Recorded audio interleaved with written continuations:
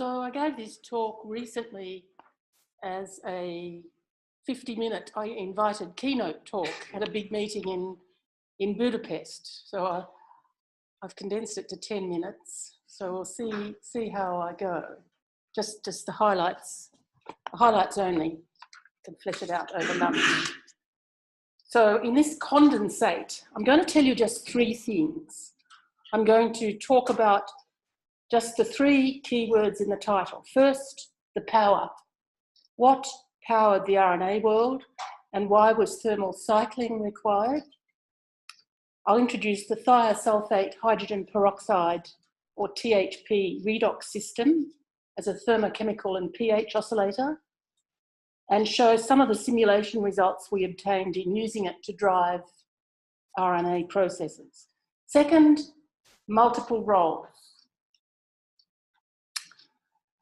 The multiple roles played by hydrogen peroxide in the origin of life story. We used a toy model to show how the THP oscillator can drive polymerization on surfaces and discuss the role of stochastic fluctuations in creating a messy non-equilibrium environment and how they loaded the dice in favour of the emergence of living systems. We also look at the possible role of hydrogen peroxide in mediating biological homochirality. And third, the glory. Hydrogen peroxide has the power, so basically the enthalpy of the peroxide bond, but until now it has been denied the glory.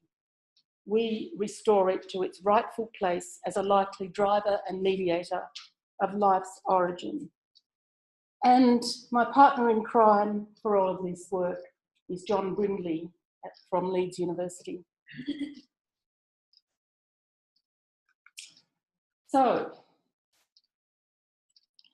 if the most likely setting for the RNA world was in porous rock around a heat source, such as hydrothermal vents, natural nuclear reactors, or we hear this morning, hot springs. So it would have been driven by thermal power. And you need a periodic thermal drive because without all the machinery of the cell, you need periodic heating and cooling, as well as wetting and drying, to unzip and replicate polynucleotides and desorb and absorb to mineral surfaces and degrade and synthesize polymers. So we proposed that thermal and pH cycling to drive the RNA world may have been provided by the thiosulfate hydrogen peroxide THP redox oscillator. So this is a well-known and well-studied thermochemical and pH oscillator. And in these three papers we developed and tested this HP crucible hypothesis. So here is just one result. The period is about 120 seconds. The temperature cycles between about 300 and 320 K. The pH cycles between about 6.9 and 7.5. And this XX prime here, it's driving the production of double-stranded RNA. In this case, by complementary strand pairing. So that's one role. That's actually multiple roles one. Power is multiple roles one. Multiple roles two. Possible mediation. Possible mediation of biological homochirality. It's a little known fact that hydrogen peroxide is itself a chiral molecule, having axial chirality due to trans and cis potential barriers to internal rotation. The activation energy for interconversion is low, so it exists in bulk as the racemic mixture of what are called the P and M enantiomers. So this is just, I didn't believe it was chiral either, but I had to construct in the office a model of a hydrogen peroxide molecule from a paper clip and then reflect it in a little mirror. And they are, in fact, non-superimposable mirror images. So the fact that it exists as a racemic mixture gives rise to a reinforcement effect. Since the racemic mixture persists in the bulk, so we assume an initial marginal excess of D-nucleotide precursors over L's by some symmetry breaking mechanism or simply by stochastic fluctuation, and also enantiospecific DP and LM interactions. So since the racemic mixture persists in the bulk, the fraction D over P increases while L over M decreases. So that was developed and published in 2016. I'm going to skip that because it would take too long to explain. And we'll go on to multiple roles 3, fluctuations. This was a really cool result just recently published.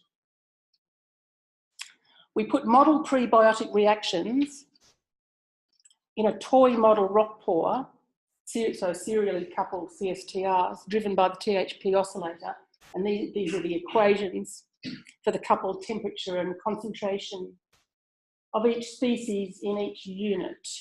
And so I just want to highlight that the inputs, so these tilde parameters, were subject to Gaussian fluctuations. So the origin of life happened in a messy environment.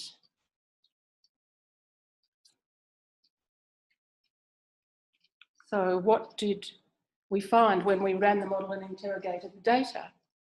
The input fluctuations were normally distributed, so Gaussian, but the output fluctuations were not.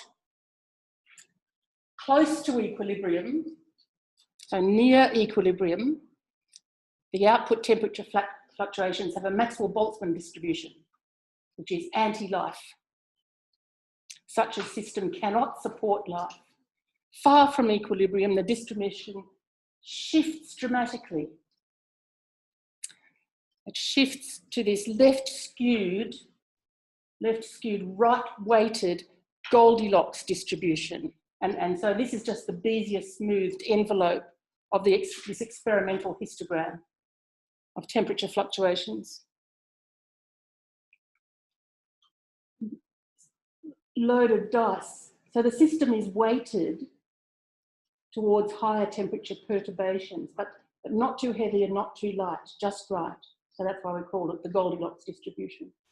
So it must spend just enough time at higher temperatures to carry out high activation energy synthetic reactions, but not so long that the reactants are consumed or destroyed or surfaces degraded. So for life to originate, the habitat must exhibit a Goldilocks distribution of temperature fluctuations. The dice on the primordial Earth were loaded in favour of the emergence of life.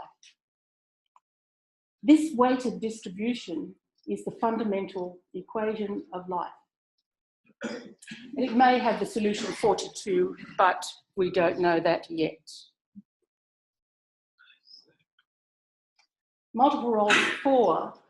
The singular tree of life we've heard about. I've drawn an old-fashioned tree of life here in its simplest possible form, but it doesn't really matter, because the question here, the HP crucible hypothesis can answer is, was there ever a second origin of life on Earth?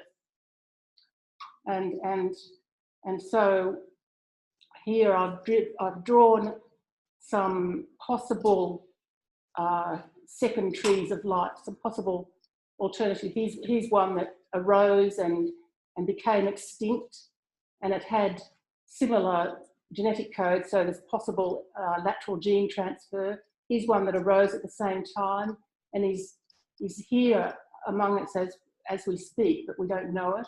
Here's a little weak one that arose and became extinct. And here's another one that arose late, and supposedly is here as we speak. Well, the HP crucible hypothesis can tell us why certainly these two are impossible.